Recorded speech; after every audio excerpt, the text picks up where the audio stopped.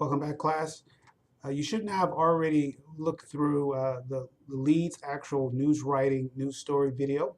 You should also have done the leads review as well as the date week videos. Now, this video here will go a little bit more into the bridge. We'll talk about what we call weights and then talk a little bit more about writing the rest of your news story and how to do attribution, writing direct and indirect quotes. This one is a little bit longer than the last two videos that you looked at. Again, this is an important part after you've completed the lead and learned how to write leads, you've mastered the lead. Now you go into the second sentence or second paragraph of a news story. Remember, news stories have their paragraphs, we call paragraphs differently in journalism writing, in news writing and journalism. Paragraphs can be literally one sentence.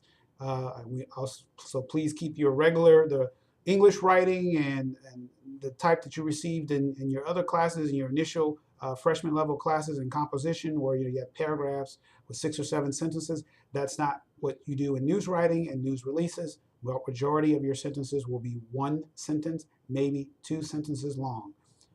And that allows for the reader to view the news story with better, it helps better on the eyes, and it helps you get the information out. And you're writing your sentences and making sure they're concise.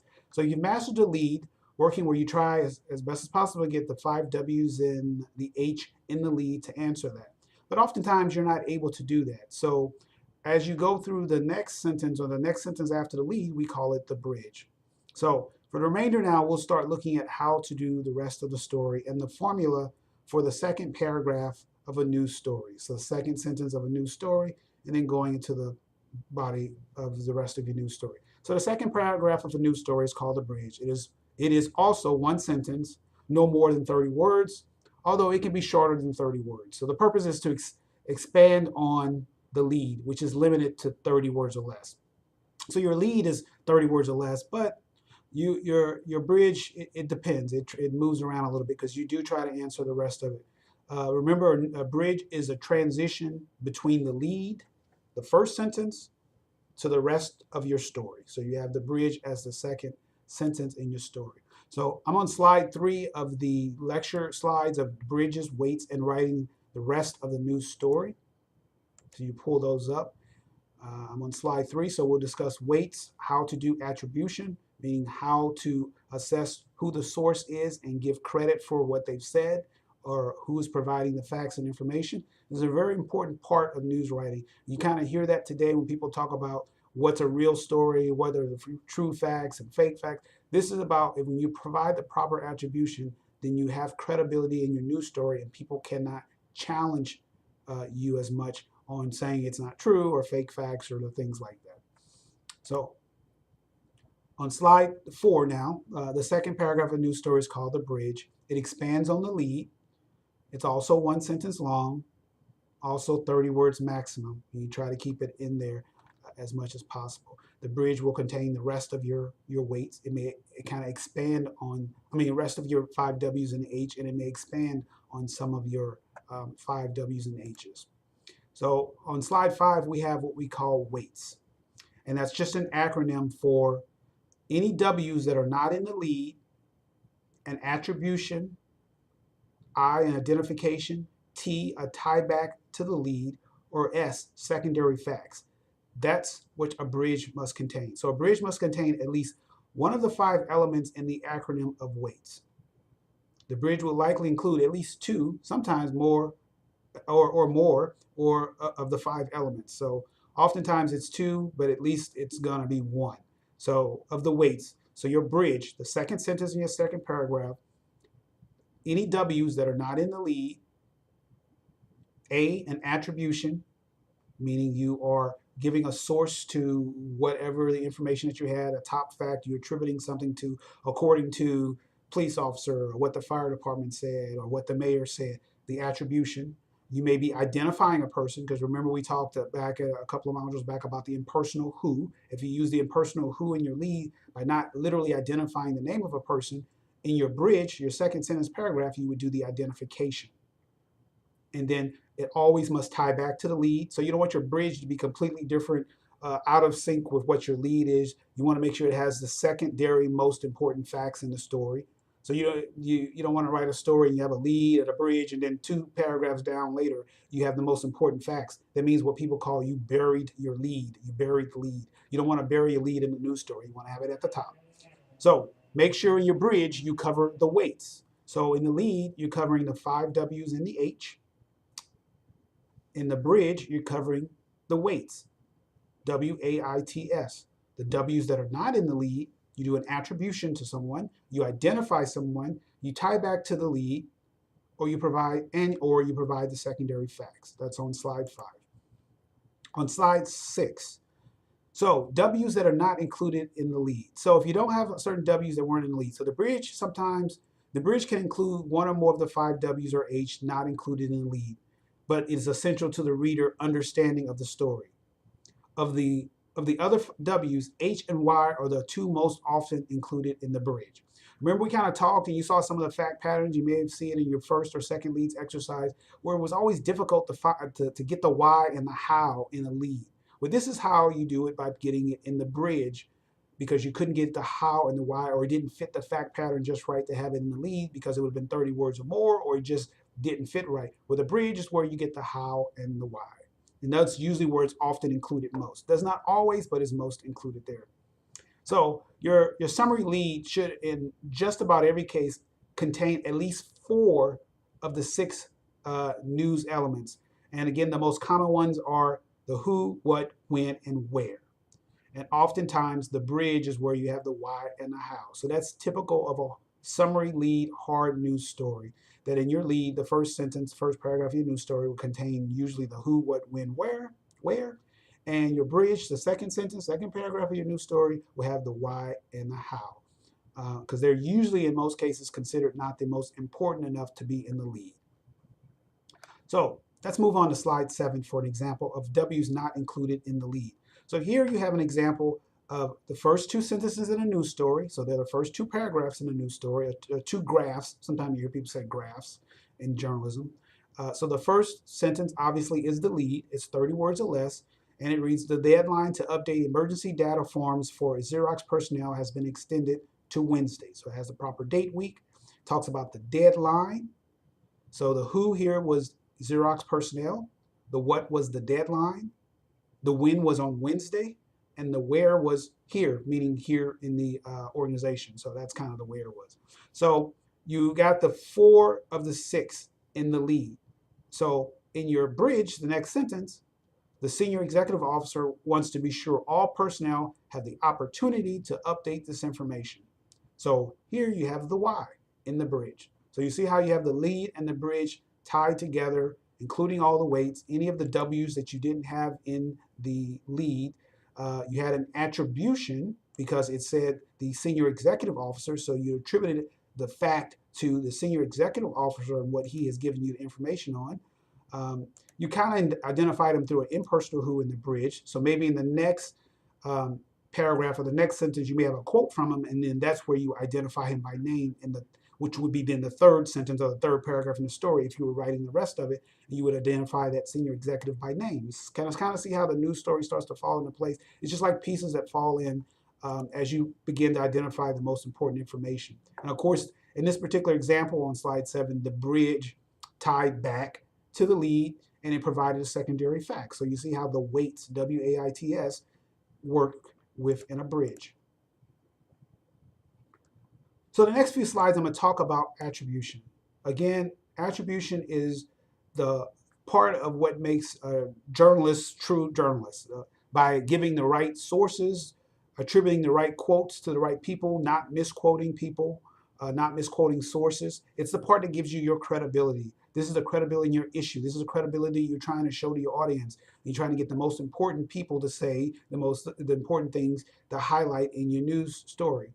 The specific quotes that make your news story pop, that gives out the proper facts, and it gives the sources that you need to make your story flow. So attribution can be placed at the beginning, middle, or end of a sentence. It's best at the middle or the end. Attribution is, when it's given in a sentence, it appears usually at the end because the information is usually more important up front. In the attribution, we're talking about like someone said something, So if he says, it's a beautiful day today, said Robert Jones, the weatherman. You see, so you put the attribution of who said it, Robert Jones, at the end, but you said is important his quote up front. So that's what they mean by it's usually at the end of the sentence. So it's just proper way of reporters' responsibility to verify information and identification of people or units, and to make sure you don't mess that up when you're attributing in your news stories. So on slide 9, attribution and why it's needed. It's needed when you are getting quotes from subject matter experts, from professionals. Sometimes it may be their opinions, or it could be anyone's opinion. And if those are part of the important elements that you determine to be in your news story, you need to put those in, and you put those in quotes, either in direct quotes, or then you have an indirect quote with by doing according to. So a basic journalism rule: if in doubt, attribute it. If you're in doubt whether something is objective or subjective or not, or there's some issue about the fact, give an attribution to someone, quote someone, get the source from who said that. You never put yourself into the news story. Remember, these are hard news stories. So one good advice, which is always a good thing about news writing, your sentences are short, your paragraphs are so short, and all you're doing is attributing the sources to different people. And you move it throughout your story. So, as an old sage journalism professor once said, if your mother tells you she loves you, you better get a source to prove it. It's kind of a joke, but making sure that that you attribute that to someone, to observe, whoever observed the factual information, whoever has the knowledge of the information. So, according to Associated Press, always attribute what you do not see unless it is common knowledge. And we'll talk a little bit about that in the next slide, the next few slides, about common knowledge information. So if someone is giving you information that you're using in your news story, and you will need to identify your source and tell why that person is worth listening to, this is what you call attribution. Writers of news, not qualified, we're not qualified to offer our opinions in news stories. Remember, we're just getting the facts, baby, just the facts. So readers of the news story, they want to know where the story came from. They want to know that you got the information from the right sources, that they believe are the right sources, that you're showing credibility to it. So because attribution is one of the most important tenets in news writing, we're going to look at the reasons why we attribute information in more detail, including in the quotations, and why that's so important. So slide 10, attribution is needed for statements of fact. They're not readily verifiable. So there's instances where you cannot completely verify information, so you want to make sure you can attribute it to someone who has the authority to do that. So you cite the source for the statements of the fact that are not readily verifiable, or facts that are disputable, that's in dispute. So in this example, the news writer had to verify information with a source. So the 3 injured workers were listed in critical condition, said Arthur Papayas, a doctor at Parkland Hospital. So in this case, even in the impersonal who using it, but they gave an attribution to where the source of the information came from about the 3 workers listed in critical condition. It was the doctor at Parkland Hospital. I'm sorry, in this case, they did actually give his name Arthur Papaya, so it was actually not the impersonal who, but just the regular who. But they identified the person and the source. Statements are attributes to the person who are making them. Information about events not witnessed by the reporter is usually what's attributed to the source of the information. So you didn't see how the fire started, you didn't see who showed up, but you're getting that from the fire department, from a neighbor, a witness. That's who you'll be attributing the source to. That's what they mean by attribution, or attributing something to someone else. So let's look in slide 11. We'll look at this example on slide 11. You see where we have the lead. We've got an example of a lead here. Male students will no longer be allowed to wear earrings on campus beginning Monday, according to the Dean for Student Affairs at Paul Quinn College. So there's a solid lead talking about what's happening, where. You have the impersonal who, but says the Dean for Student Affairs. We don't really name her. We have the when. So let's look at the lead again down here. Male students at Paul Quinn College. The lead is written a little bit different way. Remember, leads often you can write them in different ways, 2, 3, 4 different ways. So if I give an assignment of a fact pattern scenario, and for you to write a lead or a bridge, it's very rare, but it happens depending on the fact pattern. But it's very rare where everybody's lead, or I will find more than one lead the same. So there's so many ways you can write the lead often. Sometimes they're similar, maybe a word or two off, but usually maybe of a class of 8 to 10, I definitely would see a lot of different leads. So it's really rare to have leads that are exactly the same in bridges, because there's different ways you can use it, different ways you can phrase things. So in this one, we have a different lead for the same fact pattern. Male students at Paul Quinn College will no longer be allowed to wear earrings on campus beginning Monday, after it was discovered the jewelry was the cause of numerous fights. So in this lead, they actually were able to add in the why and still had it with 30 words or less. So, and then the bridge led to identifying the person. So part of that whole weights is whatever the W is not in the lead, the attribution, identification, tying back, secondary facts. So in the bridge of this particular news story, the second sentence, second paragraph, you identify the Dean for Student Affairs, Deborah Harris, Dean for Student Affairs, instituted the policy after consulting with the college's president. So that's how, if you're writing a news story about this, you could use either one of the first two leads as your first sentence, and then the Deborah Harris, Dean for Student Affairs, where you identifier will be the bridge, your second sentence in the news story. And then you would begin to write the rest of your news story. So in slide 12, attribution is needed to identify people whose opinions are used in your story. And it should be the important parts of their opinions. So in this example, buildings in the south part of town need desperate renovations, said Duquette during the community symposium. So in this particular attribution to Duquette, is probably somewhere in the middle of the story. You probably identified the full name of him earlier in the story, or him or her. The thing was so important, he said desperate. So that desperate, and it's underlined, it shows you that that was the way he said that, and why he said it or why she said that was a reason to have that as a part of the quote and to identify where it was attributed to, because they're talking about it in desperate renovations. Now, maybe later you would identify, or maybe previously to this, or in the previous sentence, or below it, you identify who he was to show the importance of, maybe he was the facilities manager of the city or something like that. So identify persons whose opinions are printed. In this example, the word in the quote that absolutely mandates attribution is the qualifier of desperate, since it can be, what's in contention. What somebody could say, what do they mean by desperate? So who said that and why? That's why you do the attribution of the source. So you allow the reader to judge the value of the facts based on the prominence and authority of the source. So if you identify who the source is, let them identify, say. So if it's just Joe Blow on the street saying that, it may not be the same thing. But if it's maybe the facilities manager of the town who said it, it may be more important. So identifying the source on slide 13 of a direct or indirect quote. So remember, quotes are important in news stories because they add the variety, because they add authenticity and a voice to the news. They bring it to life. So direct quotes must always be attributed. Otherwise, the reader has no understanding of who's saying what. So if you have something in quotes, obviously you need to identify who's saying what's in direct quotes.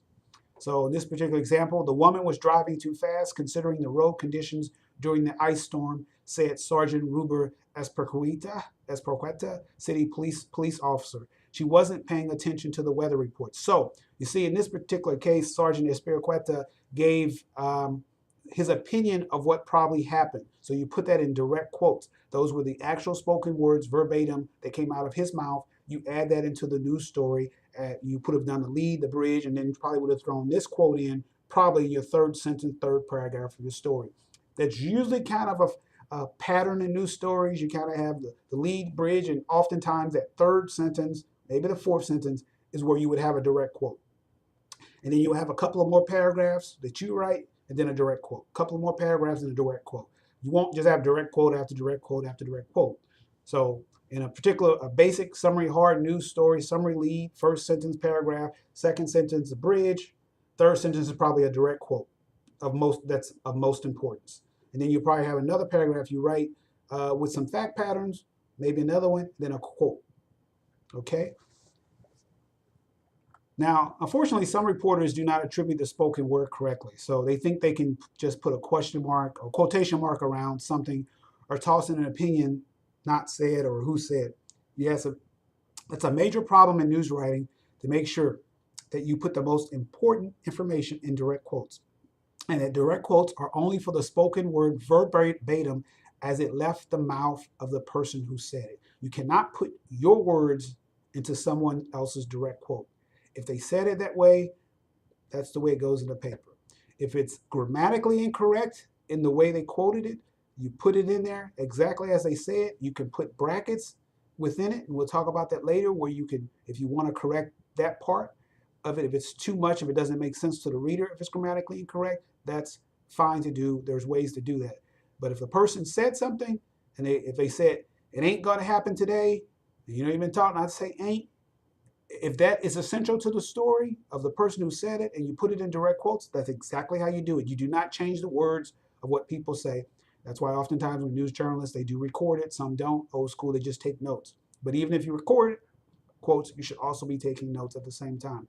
Remember, this is a very basic but important rule. Direct quotes are only for the spoken word verbatim as it left the mouth of the source or as it was previously written on a document. Anything else that is not the direct quote, that is paraphrased information, and that's considered indirect quotes. So when you have an indirect quote is when you've written something, you're saying according to such and such, but you're not putting it in quotes, but then you're putting some of your words in there. According to Jake, this is not going to happen today. Jake didn't say he didn't say those exact words, this is not going to happen today. He might have said something a little bit different, but you decided not to put a direct quote, but you just paraphrased what he said. That's considered an indirect quote. So an indirect quote, you wouldn't actually have the quotation marks around them, and you would still say who said it, but you would just do it in a paraphrased way. So attribution on slide 14, attribution is not needed for historically true facts or commonplace indisputable facts. Like for instance, if President Trump now is president, or George W. Bush was president at the time, George W. Bush is president of the United States. If he is at that time, then that is an indisputable fact. Today, Donald Trump is president of the United States. You have that news story. You don't have to attribute that to anybody. You don't have to have that in direct quotes. That is an indisputable fact at this point that President Trump is the president of the United States. America's Independence Day is celebrated on July 4th. That is a fact. You don't have to quote anybody on that. So when attribution is not needed for historically true facts that are not in dispute, commonplace, indisputable facts, you don't have to put that in quotation marks, or you don't have to attribute that to anyone. So slide 15, rules for using attribution. What is said is more important than who said it. In your quotes, don't use thinks or feels. Somebody thinks this, somebody feels that as attributable verbs. Said is still the best attributable verb. Tommy said this. Johnny said we were going to do this. According to Marvin Freeman, that's how you do it. You don't say Carl F. Fisk, a civilian machinist, thinks something. You say, said Carlton F. Fisk, a civilian machinist. So other part is don't split the noun and an attributive verb with a lengthy identification. It's good to have said Carlton Fisk, a civilian machinist, so you actually have it at the end. We'll talk a little bit more about that. Remember, don't use thinks or feels. Do not put your opinions in it. Use the verb said when you're attributing it to someone in direct quotes. So, for instance, don't write, when asked about his new assignment, Jones said. Just say, Jones said, when asked about his new assignment. So you're actually getting that information up front. Slide 16, rules for using attribution. Don't overdo partial quotes, but you can do partial quotes if it fits in the story right. Remember, one attribution per paragraph is sufficient.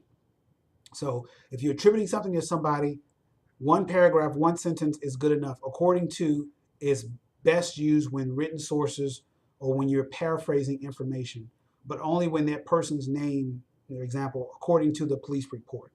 So that's usually a good way to do the attribution in an indirect way.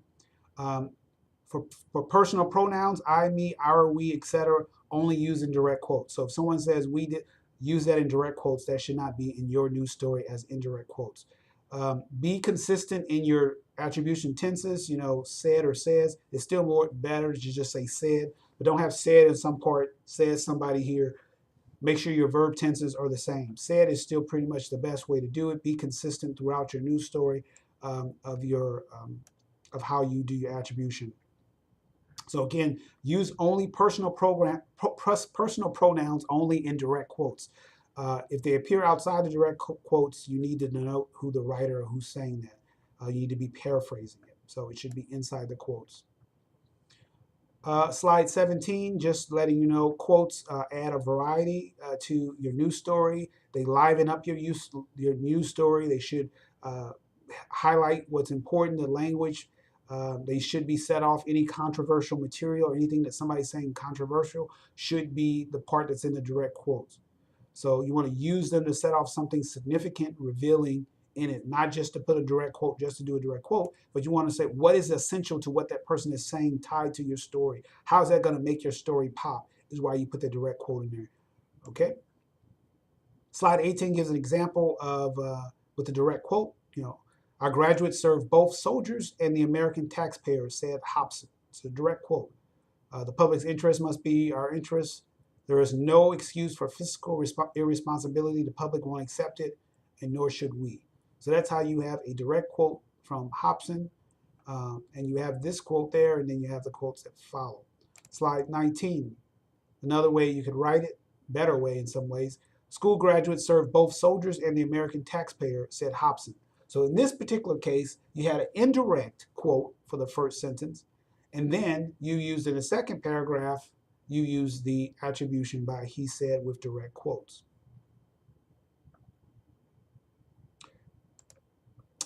Slide 20, there's another direct quote, but this is a very long quote. We don't want quotes this long. In your news stories, the ones you're writing, your quotes should be one sentence, not a long sentence. You want to use the most important parts of that sentence. So maybe you can do a partial quote of it. Because remember, the reader doesn't want to read a whole lot of words. You're trying to give them the most essential information up front. So you don't want to have these very long quotes, make your story long, boring, draws it out, people won't read it. So the art of handling quotes comes down to knowing when to quote, when to paraphrase, when to forget the whole thing, when not to use it at all. And that's where you begin to put your creativeness into the news stories that you're writing. And that's where you begin to use the different types of writing if you want to have short sentences, short paragraphs. I always say a rule to writing news journalism when you're starting out: short sentences, concise, simple words, keep it simple. Don't use long sentences. If your sentences begin or more than 20 to 25, 30 words throughout your news story, you're bound to have some grammatical errors. Keep the sentences short. So here on slide 21, it's better to use a partial quote in it, the way they wrote it up with this particular quote we put in here. The school here provides the Army with finance officers who can move tanks, troops, and mountains with their comptroller skills. Now, this is a little strange on that particular quote because it's still a little long in some ways in the word count of having it. So, but you could have the second one. That's the power of the purse string in today's Army, he said. So that's a little bit better in the quote and having the quotes and information. But that's how you can use them, both direct quotes and indirect quotes and partial quotes. Slide 22, remember whenever you use the impersonal who, if it's used in the lead, the complete identification must follow in the bridge. So in the impersonal who in the lead, where you didn't identify by name someone, you just said maybe a police officer said something.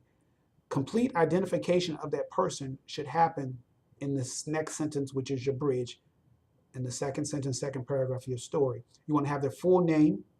Preferably, you want to have their full name, first name, last name, middle initial. Age, if it's essential to the story. Hometown or where they're from, if it's essential to the story. The job, if it's not in the lead already. Their organization, if it's not in the lead already. These are very important. Why do you think a middle initial is important?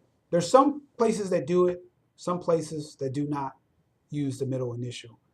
Most still, the old school journalists use the middle initial. Why is that important, you think? One of the most important things is because there's a lot of different John Smiths out there. So if you're trying to identify a John Smith in a story, it may be better to put John A. Smith. It is better, John A. Smith, because that may further identify him. So, but consistent with AP style, people are entitled to be known however they want to be known as long as their identities are clear.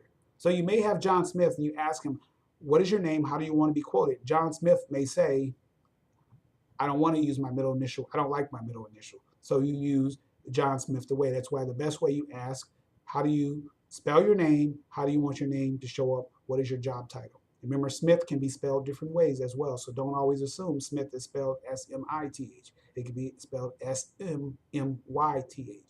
So you need to ask for complete and full identification of your sources. Very important. You want to ask your source to spell their name. If you're recording it, ask them to spell their name when you're recording them. And then you also write it down. Ask them what their middle initial is. Ask them if they want to use their middle initial. So you want to make sure you get the right information, how they want it to show up in their news story. You'll use the age of the person only when it's important to the story, because there's a lot of people who don't want their age in the news story. So if it's not important to the news story, you don't have to put the age in there. Okay. In slide 23, identification. Here's another lead and bridge and identifying in the impersonal who of what I mentioned earlier. So here's the lead to a news story. A journalism instructor at Paul Quinn College was named the school's Teacher of the Year in a ceremony Tuesday at Club Mead. Dr. Dwight W. Evans was cited for his outstanding performance while working at the college for the past 3 years. That's the bridge, second sentence of the news story. Slide 24 shows how you can do a tie back to the lead when updating information from a previous story. So if you had done a previous story, you want to tie back your bridge to remind the reader of the old facts. So you have a lead. Fort Meade was chosen today as one of the posts to test a 4-day work week beginning May 6th. And then the bridge kind of ties back to what may have happened in the previous story. The Secretary of Defense announced in December that 50 military installations will be selected to test the concept for the military. So that's how you can tie back the readers to an earlier story or tie back it to the lead. Slide 25, again, the secondary facts. Any secondary facts that are not the most essential that you had in the lead. They're significant facts, but they can also serve as a transition from your lead to your body by being in the bridge. And here you have that example in slide 25, where you have most of Los Angeles was without electrical power for 3 hours after Thursday's thunderstorm. So you had a good lead, and then into the bridge, secondary facts. In addition to down power lines, several trees were uprooted and considerable damage to mobile homes was reported. So that's a good lead and bridge news story. So again, bridges. After the bridge, that's the second paragraph in the news story. The remainder of the story is written, and it's written in descending order of importance. The least important, going from the most to the least important. News stories have no formal conclusion. They just end. Ideally, after the lead and the bridge, all a part of the remainder of the story could be cut. So in most situations, you got a lead and a bridge, and that should be able to tell the reader just about everything. The rest is just additional facts. So that's the good thing about having inverted pyramid style writing. That's why a lot of journalists, a lot of people like news writing. You may not be the best in English composition writing, but a lot of people enjoy news writing because it's a different way. It's a simpler fact pattern way of telling. The most important stuff up front, then down to the bottom. It's like when you tell your friend something that happened. You always tell the most important stuff up front and then the secondary. But you always have that one friend who like talks in a circle, takes you 10 minutes to get to the facts of the story. That you don't do in news writing. You get to the facts. That's why the old saying, just the facts, baby. You get the facts up front, tell the secondary stuff later. So in slide 27, the rest of the story, organization is key. As I remember, step by step, after the bridge, you go in and you start putting the information in descending order. Sometimes this is where after you've written a story, then you start to move paragraphs around a little bit. It depends on your style and your sentence structure. But once you get that lead and that bridge, you might have done a direct quote. Then you start to write the rest of the story. News story, remember, news story, just about every sentence is its own paragraph.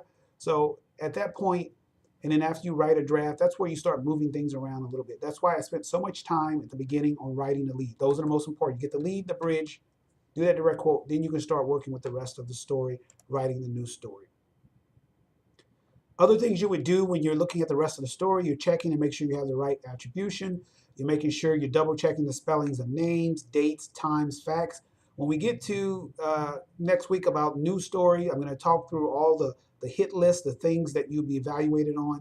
Very important things, misspelling names, you lose a lot of points. Having facts wrong, lose a lot of points. Having the dates wrong, times wrong, you lose a lot of points. Why? Because that gives you credibility. That's what journalists are to provide, the facts, the most important information. So those things you will get taken off points for those. So it must be very important that you get the spellings right in stories, the facts right in the stories.